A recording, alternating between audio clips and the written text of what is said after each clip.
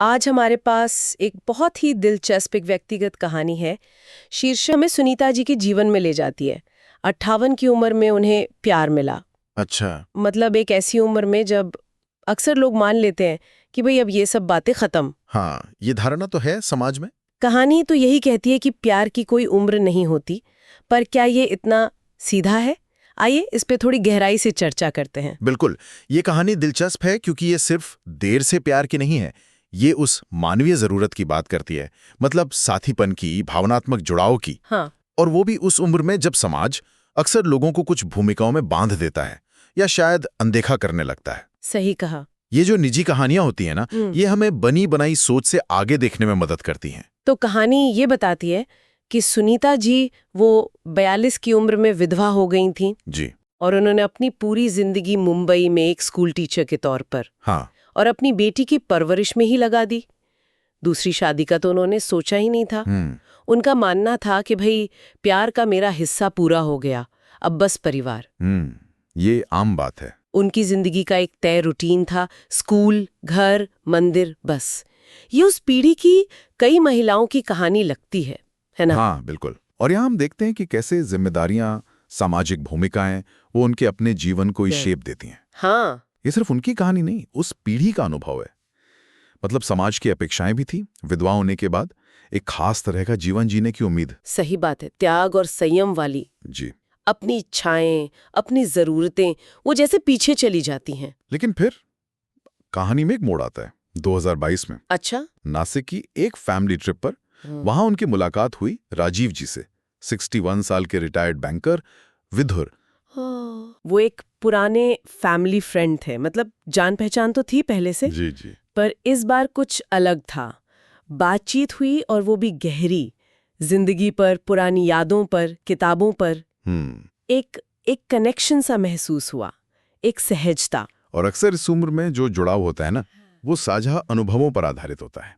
जीवन के एक जैसे पड़ाव पर होने की समझ। हाँ, ये सिर्फ वो जवानी वाला रोमांस नहीं होता, ये शायद एक गहरे साथीपन की शुरुआत होती है। बिल्कुल। ठहराव ज्यादा होता है शायद। हाँ, आपसी समझ। तो यात्रा के बाद क्या हुआ?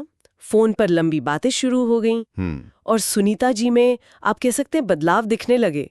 चेहरे पर एक अलग खुशी, नई साड़ियां पहनने लगीं, पुराने रोमांटिक गाने गुनगुनाने लगी। अरे वाह। फिर उन्होंने हिचकिचाते हुए बताया भी कि मैंने कभी सोचा नहीं था मैं ऐसा दोबारा महसूस करूंगी। बोले मुझे जिंदा महसूस होता है, ऐसा लगता है कोई मुझे देख रहा है। और फिर पूछा, क्या तुम्हें लगता है कि ये गलत है? ओ, ये जो बात है ना, देखा गया, महसूस करना, फीलिंग सीन। हाँ, ये इस उम्र में शायद और भी ज्यादा मायने रखता है, जब इंसान को लगने लगता है कि समाज अब उसे नोटिस नहीं करता। सही। ये सिर्फ एक भावनात्मक पुष्टि नहीं है, ये अपने वजूद को फिर से महसूस करना है कि हाँ, मैं हूं, मेरी भावनाएं हैं। लेकिन समाज वो कहाँ चुप रहता है? कुछ रिश्तेदारों ने हैरानी दिखाई, कानाफूसी हुई। हाँ, इस उम्र में लोग क्या कहेंगे, ये तो जैसे अनिवार्य ही होता है। बिल्कुल। पर सुनीता जी वो डटी रही। उनका जवाब मुझे बहुत अच्छा लगा। क्या कहा उन्होंने? उन्होंने कहा, 58 की उम्र में मैं सबके लिए जी चुकी हूँ, क्या मैं अब अपने लिए नहीं जी सकती? वाह, बहुत हिम्मत की बात है ना?